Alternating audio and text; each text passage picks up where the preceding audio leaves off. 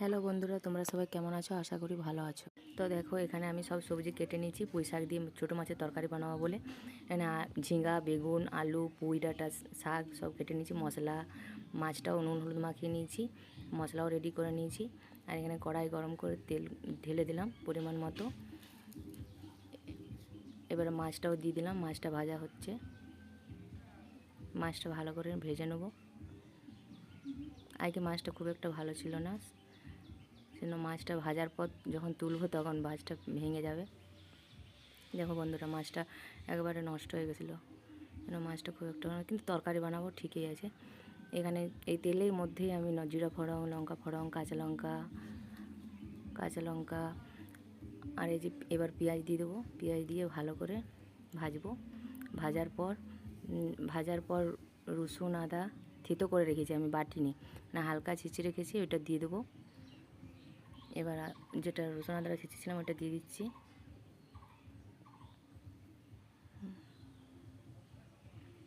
এটা ভালো করে নাড়াচাড়া করে এবার বিলাতি দিয়ে দেবো।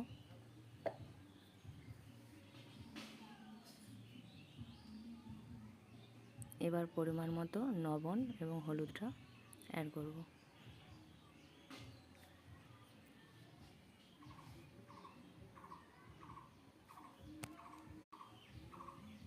এবার লবণ হলুদ দিয়ে দিয়েছি, মানে আমি যেহেতু সবজিটা পুরো একসাথে বানাবো, লবণটা ওই জন্য একসাথেই দিয়ে দিলাম। এবার মশলাটা যেটা রেখেছিলাম, লঙ্কা গুঁড়ো অল্প, সবজি মশলা, জিরা গুঁড়ো, ওটাকে জল দিয়ে মিশিয়ে দিয়ে দেবো। এবার ওটা দিয়ে দিলাম।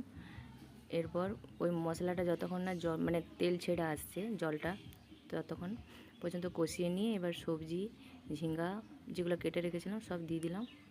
এবার এটা কিছু কষানো হয়ে যাওয়ার পর এবার পুঁই শাক দিয়ে অ্যাড করছি। পুঁই শাক দিয়ে দিলাম। এবার পুঁই শাক দিয়ে কিছু নাড়াচাড়া করার পর ঢাকা দিয়ে দেবো।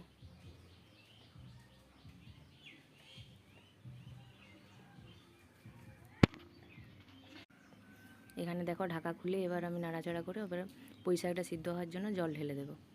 যদি এই ভিডিওটি ভালো লেগে থাকে তাহলে like, comment, share and subscribe করতে ভুলো না। দেখো বন্ধুরা, এবার পরিমাণ মতো জল দিয়ে দিলাম। এবার একটু নাড়াচাড়া করে ঢাকা দিয়ে দেবো। এবার ঢাকা খুলে নিয়েছি। ঢাকা খুলে এবারে সামান্য ফুটে যাওয়ার পর এবারে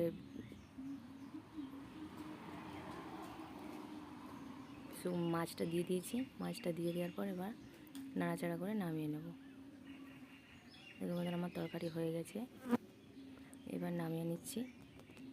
দেখো তরকারি কমপ্লিট। কালারটা কি সুন্দর এসছে। ভালো লাগলে ভিডিওটা ট্রাই করতে পারো।